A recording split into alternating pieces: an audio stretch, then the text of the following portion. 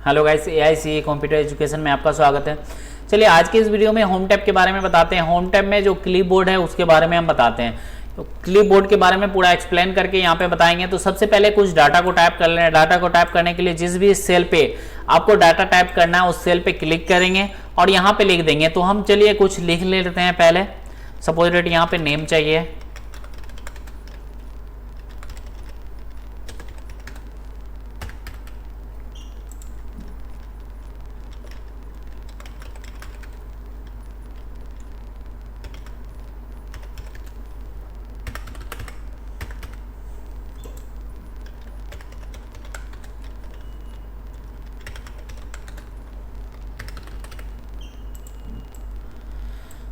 इसको हम फॉर्मेटिंग कर ले रहे हैं। सबसे पहले फॉर्मेटिंग करने के लिए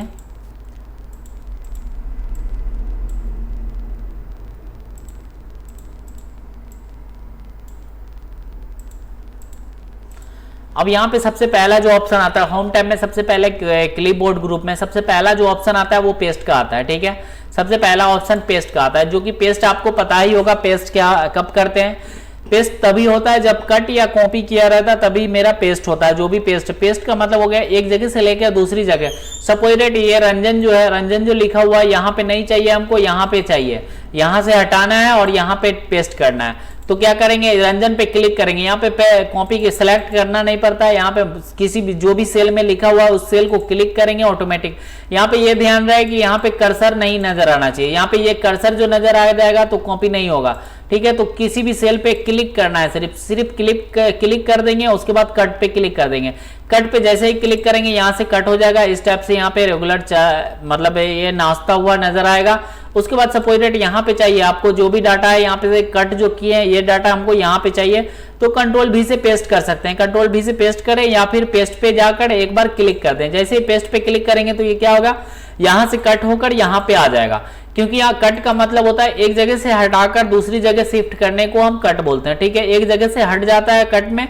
अगर सपोज डेट यहीं पे हम कॉपी करते हैं तो कॉपी में क्या होता है, नकल होता है। सपोज डेट नेम के यहाँ पे रंजन जो था, रंजन भी रहता और यहाँ भी रहता है, तो दोनों तरफ रहता है। अब सपोज डेट हम रंजन जो लिखा हुआ है इसको हम कॉपी करके दिखाते हैं। कॉपी का मतलब क्या होगा, कॉपी जैसे ही इसको हम क्लिक करेंगे, कॉपी पे क्लिक करेंगे तो क्या होगा, यहाँ पे कॉपी हो गया फाइल। अब यहाँ पे पेस्ट करना है, तो यहाँ पे पेस्ट करने के लिए शॉर्टकट की है कंट्रोल भी, और यहाँ पे पेस्ट पे भी क्लिक कर सकते हैं। तो पेस्ट पे जैसे ही क्लिक करेंगे यहाँ पे पेस्ट हो जाएगा। तो कॉपी का मतलब समझ गए होंगे कि कॉपी का मतलब नकल करना, जो कि आपको शुरू से ही कॉपी कट कॉपी पेस्ट का ऑप्शन आता ही है। मतलब जो भी ऑप्शन हम जो भी एप्लीकेशन यूज करते हैं उसमें कट या कॉपी पेस्ट तीनों चीज रहता ही है एनी टाइम, और कट कॉपी पेस्ट का ही सबसे ज्यादा यूज होता है। उसके बाद यहाँ पे तीसरा ऑप्शन आता है फॉर्मेट पेंटर। फॉर्मेट पेंटर का यूज क्या है वो देखें। सपोज डेट यहाँ पे बहुत बड़ा कुछ डाटा ले रहे हैं, जो डाटा मेरा बना हुआ है, तो यहाँ पे हम कुछ डाटा ले रहे हैं। एक्सेल प्रोजेक्ट ही ले रहे हैं, जो हम बच्चों को मतलब जो भी स्टूडेंट को है हम पढ़ाते हैं उसका ही प्रोजेक्ट ले रहे हैं।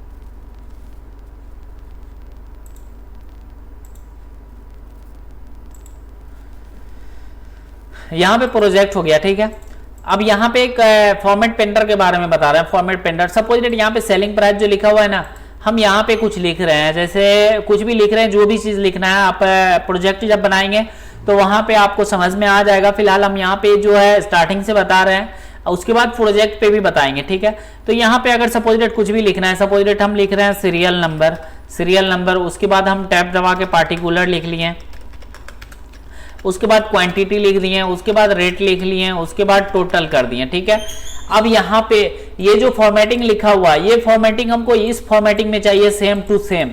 जो फॉर्मेटिंग यहाँ पे लिखा हुआ है ना, ये सारा फॉर्मेटिंग हमको इस पे चाहिए अप्लाई। तो हम क्या करेंगे, सपोज डेट सीरियल नंबर का फॉर्मेटिंग अलग है, तो सीरियल नंबर पे हम इस फॉर्मेटिंग में हम इसको लिखना चाहते हैं। तो यहाँ पे ये जो फॉर्मेटिंग किया हुआ है इस पे क्लिक करेंगे और फॉर्मेट पेंटर को क्लिक कर देंगे। फॉर्मेट पेंटर पे जैसे ही क्लिक करेंगे यहाँ पे कॉपी हो जाएगा ऑलरेडी फॉर्मेट पेंटर। उसके बाद सीरियल नंबर पे रखना है हमको, ये जो सीरियल नंबर लिखा हुआ है ये फॉर्मेटिंग में हमको चाहिए।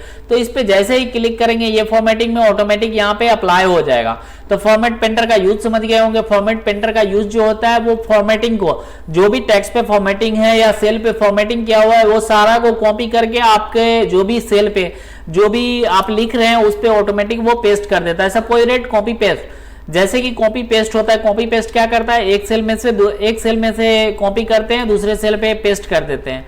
तो क्या होता है, वही सेल मतलब जो कॉपी करते हैं वो पेस्ट हो जाता है।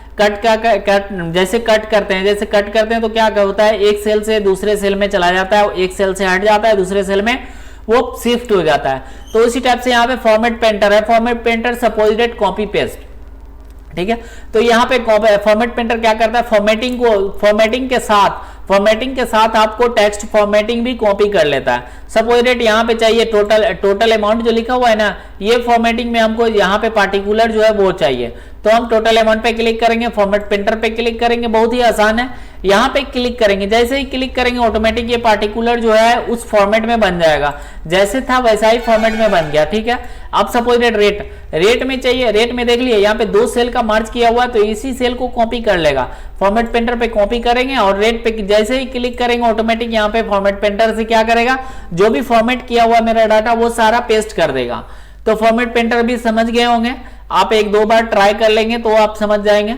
आई होप कि आप समझते होंगे, या फिर आप ट्राई कीजिए, बहुत सारा मतलब जो भी बता रहे हैं उसको 1-2 बार ट्राई कीजिए तो ऑटोमेटिक समझ जाएंगे। और जो भी प्रोजेक्ट मिलेगा उसको आप 1-2 बार ट्राई करके देखिएगा और फॉर्मूला जो भी है वो भी ट्राई करके देखिएगा। तो चलिए आज के इस वीडियो में बस क्लिपबोर्ड के ही बारे में बताना था। Thank you.